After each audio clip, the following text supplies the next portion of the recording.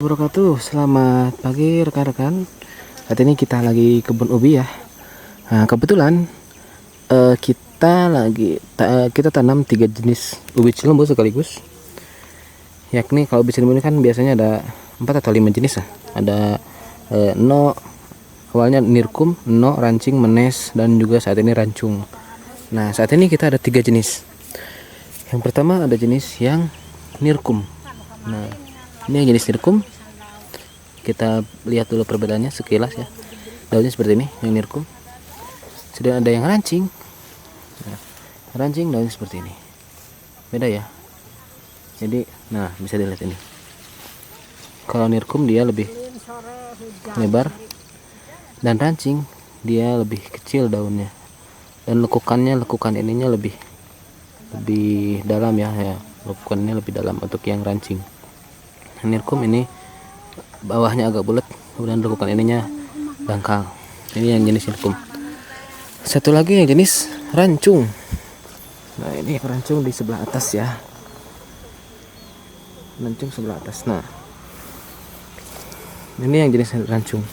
Sekilas mirip dengan yang jenis nirkum ya, hanya dia lebih ke versi rancing dengan daun yang agak lebar seperti ini. Ini jenis yang rancung. Kalau yang baru tahu mungkin agak susah bedainnya, tapi beda banget sebenarnya.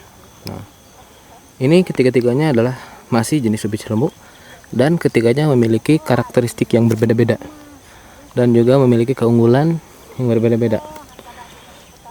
Nah, kita bahas yang pertama masalah yang nirkum dulu ya. Nirkum. Nah, ini yang nirkum. Yang nirkum ini dia ciri khasnya jarak antar bukunya dia lebih jauh. Jarak antar buku dari sini ke sini, dari ranting ke ranting lah, itu lebih jauh. Dan ini dia memiliki sulur yang lebih panjang biasanya. Jadi kalau misalkan kita tanamnya di sini nih, ini sulurnya bisa sampai 3 meter ke sana.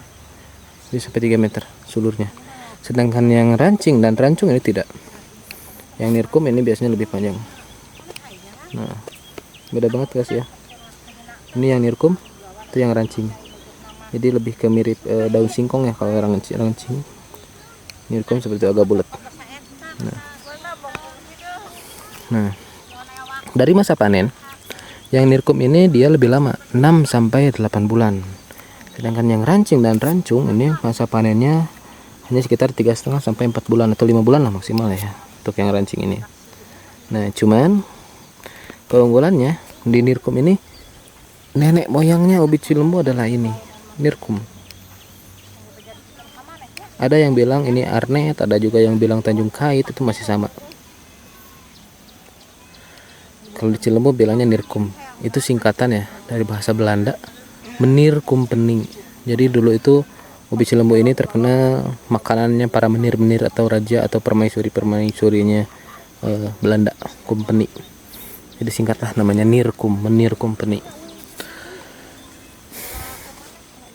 Nah, ya masa panennya 6 sampai 8 bulan ya nirkum. Tapi untuk saat ini memang kita lagi kembangkan untuk nirkum ini yang masa panennya yang lebih cepat. Yang kedua ada yang jenis rancing. Nah, yang rancing ini lebih banyak lagi guys sebenarnya turunannya. Yang di Cilembu sini ada cuma 3 ya. ST1, ST2, ST3. Jadi daunnya ada yang merah, daun merah batang merah, ada daun merah batang hijau, ada yang daun merah semua. Nah, sebenarnya ada 11 jenis sih, cuma di Cilembu biasanya dikenal cuma 3. Yang rancing ini dia masa panen tadi 3,5 sampai 5 bulan lah. Sedangkan untuk sulurnya dia lebih pendek. Nah, jarak antar daun ke daunnya dia lebih pendek untuk yang rancing ini. Yang sekarang banyak di pasar-pasar, di kios-kios adalah jenis yang rancing ini. Produktivitas dia lebih tinggi. Kalau yang nirkum ini mungkin hanya 10 sampai 17 ton lah per hektar ya. Kalau yang rancing ini bisa sampai potensinya bisa sampai 30 ton. Tapi rata-rata sekitar 17 sampai 22 ton lah. tapi potensi bisa sampai 30 tonan untuk yang rancing ini. Itu keunggulannya. Dan juga dia madunya, dari segi madunya lebih banyak kalau yang rancing. Kalau yang nirkum dari segi madunya dia kurang bermadu, cuman manisnya itu dia legit dan tahan lama kalau yang nirkum ini ya.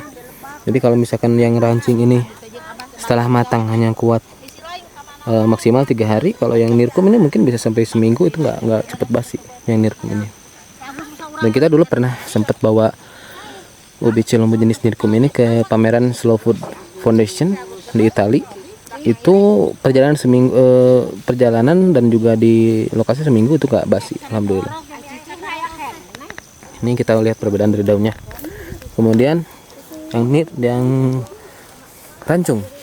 Nah, kalau rancung dia karakteristiknya hampir mirip dengan rancing, cuman kalau dari umbinya itu bisa kelihatan banyak apa ya, ada sebutnya mata atau tunas, bakal tunas lah. Jadi bakal tunasnya dia lebih banyak kelihatannya. Nah, madunya atau karakteristik manisnya dia lebih berair lah, lebih berair sehingga nantinya gampang basi kalau yang rancung ini. Cuman ada kekurangan, ada kelebihan. Nah, kelebihan dia lebih tahan penyakit kalau yang rancung ini. Terutama kalau yang sekarang ini di Cilombo ini ada penyakit yang orang sini bilangnya ngagebog ya, ngagebog jadi busuk umbi. Kemarin pernah kita hipotesis juga karena cendawan Buremia exugua, tapi itu baru hipotesis ya, belum diteliti lebih jauh. Yang rancung ini dia lebih tahan, dan masa panennya dia hampir sama dengan rancing, 3,5 sampai 5 bulan saja.